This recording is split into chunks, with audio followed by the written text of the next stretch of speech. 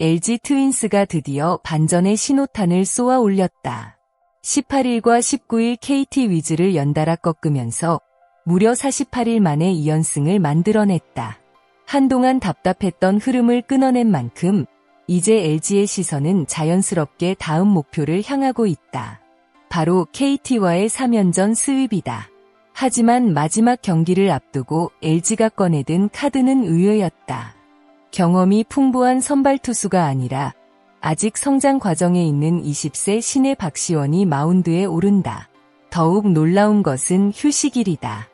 박시원은 불과 4일을 쉬고 다시 선발 마운드에 오른다. 그렇다면 LG는 왜 이렇게 과감한 선택을 했을까? 박시원은 원래부터 선발 투수로 시즌을 시작한 선수가 아니었다. 불펜에서 주로 추격조 역할을 맡으며 자신의 가능성을 조금씩 보여주던 투수였다. 그런데 후반기를 앞두고 예상하지 못했던 기회가 찾아왔다.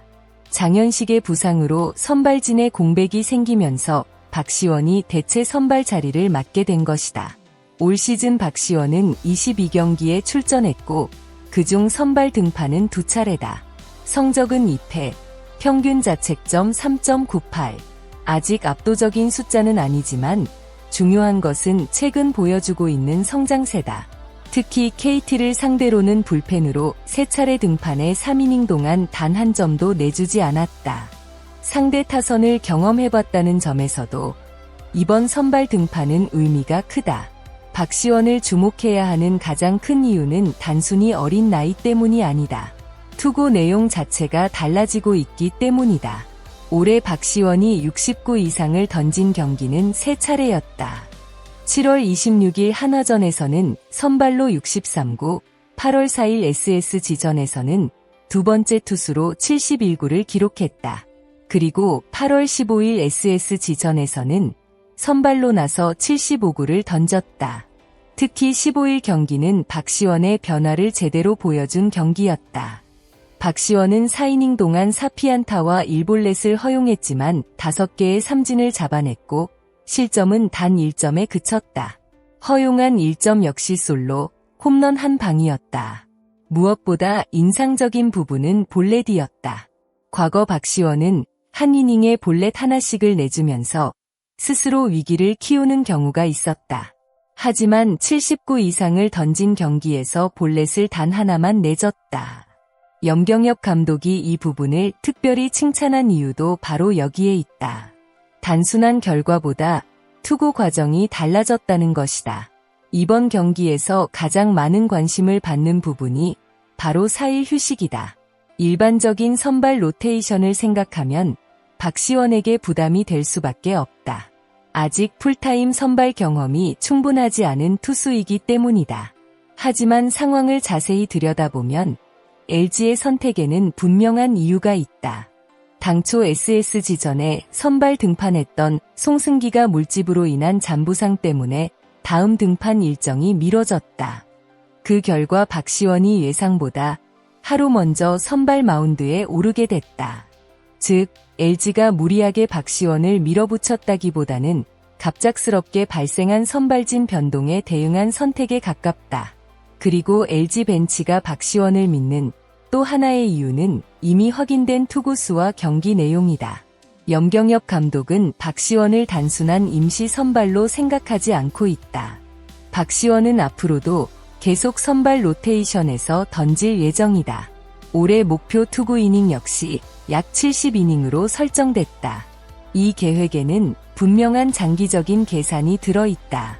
올해 일정 수준의 이닝을 소화하면서 선발 투수로서의 경험을 쌓아야 내년 시즌 풀타임 선발에 도전할 수 있기 때문이다.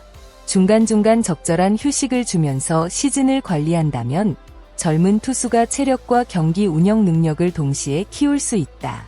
특히 불펜에서 던지면서 커브와 슬라이더 활용도가 늘어난 것도 긍정적인 요소다.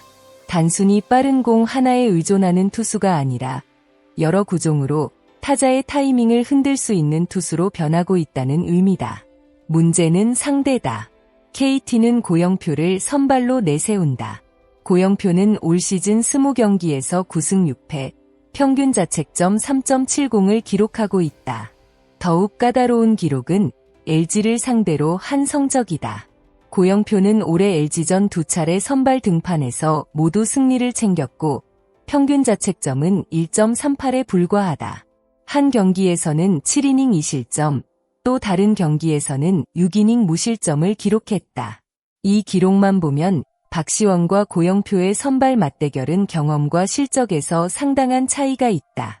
그러나 야구는 숫자만으로 결과를 결정할 수 없다. 오히려 이런 경기가 젊은 투수에게는 자신의 가치를 증명할 수 있는 무대가 된다. LG가 가장 경계해야 할 것은 KT 타선이다. KT는 최근 2경기에서 이득점과 무득점에 그치며 공격력이 잠시 주춤한 모습을 보였다.